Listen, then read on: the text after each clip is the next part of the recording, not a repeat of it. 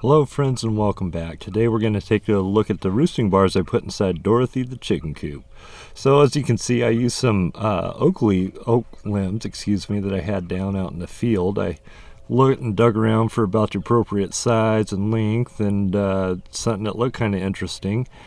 And I ended up with these. I got them kind of mounted low. Chickens are little, they're learning to use the roosting bars, so I made them low.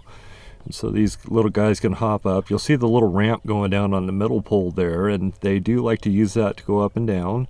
The first night was kind of a fiasco. Mr. Rooster kind of found his way up there, but much to his shame, he ended up in the pile later on at night when I checked on him. But the first night I introduced the roosting bars late in the day, right before they're getting ready to go to bed, and I think they're a little bit scared of the bars maybe, but they're still in their little chicken pile, and so it just wasn't a good night for roosting bars.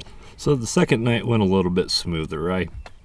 Obviously the bars were in there all day, they were out free ranging all day, and then they were coming in and they were getting to check out their bars, and so they got to get a little bit accustomed to them, get used to seeing them. And so I just left them in there. We're gonna just kind of watch and see if anybody wants to use the roosting bars.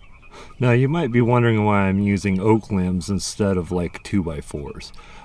Now I'm not judging, you do what you do and more power to you. This is just my experience based on, I was a falconer for years and years, and I built falconry perches, and I sold lots of those all over the world.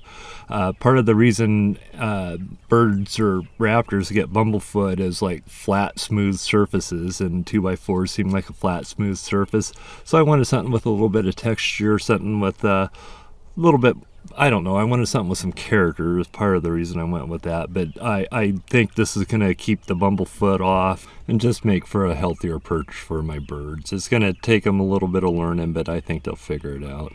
As you can see, everybody's kind of trickling down. And what we ended up with, about 5 birds on the perch. There's 4 here in the picture, but when I checked them later that night, there was 5. So this is the third night of having bars up, and we got a few more tributes, so we got 8 total up there right now before I check them for the last time tonight, and so it's looking pretty good. And I'd like to go ahead and encourage everybody to go ahead and please subscribe to the channel. It sure helps me out and is kind of encouraging.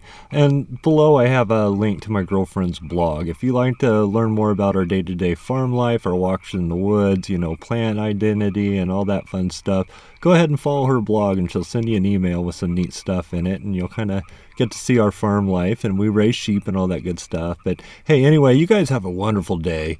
We'll catch you next time. Bye.